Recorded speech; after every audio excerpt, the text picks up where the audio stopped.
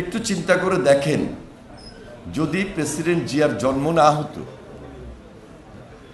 তাহলে পাক হানাদার বাহিনীদের থেকে বাংলাদেশটাকে যুদ্ধ করে একটা স্বাধীন সার্বভৌম দেশ আপনি পাওয়াটা কত দূরেও ছিল, কত কষ্টকর ছিল। এর নেতৃত্ব দিয়েছেন প্রেসিডেন্ট জিয়া।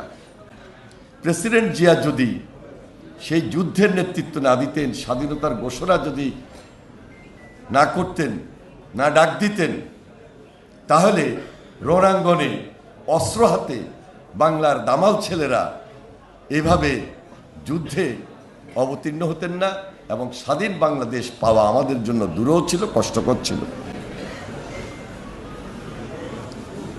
আজকে পর্যন্ত প্রেসিডেন্ট জিয়া থেকে যে ক্রাইসিস টাইম আমরা মোকাবেলা করেছি, প্রত্যেকটা ক্রাইসিসে জিয়া পরিবারের অংশগ্রহণ, প্রত্যেকটা ক্রাইসিসে জিয়া পরিবারের অবদান, প্রত্যেকটা ক্রাইসিসে জিয়া পরিবারের অর্জন, জিয়া পরিবারের বাংলাদেশের মানুষের পাশে থাকা, এটা দৃশ্যমান।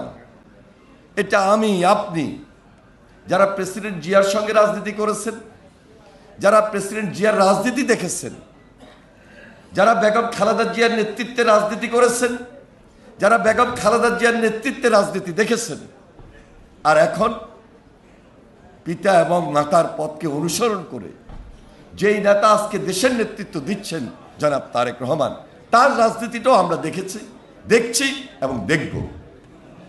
জিয়া পরিবারের অবদান প্রথম থেকে, দেশ স্বাধীন থেকে এখন পর্যন্ত যদি ব্যাখ্যায় যান, সারা দিন সারা বছর শেষ করবেন, শেষ হবে না।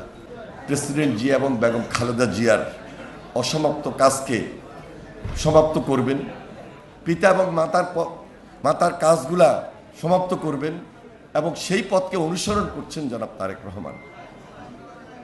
তারেক রহমান গত 17 বছর নির্বাসিত জীবন থেকেও বাংলাদেশের আন্দোলনের নেতৃত্ব দিয়েছিলেন, বাংলাদেশের সকল রাজনৈতিক সংগঠনকে একত্রিত করেছিলেন এবং সর্বশেষ জুলাই আন্দোলনে নেতৃত্ব দিয়ে এই যে বিগত সময় যে নির্বাচন, সেই নির্বাচনে জনগণের প্রত্যক্ষ ভোটটা নিয়েই আজকে তিনি এই দেশের মানুষের পাশে থেকেই দেশের জন্য যেভাবে পিতা এবং মাতা কাজ করেছিলেন, সেই কাজগুলাই তিনি সমাপ্ত করার চেষ্টা করছেন।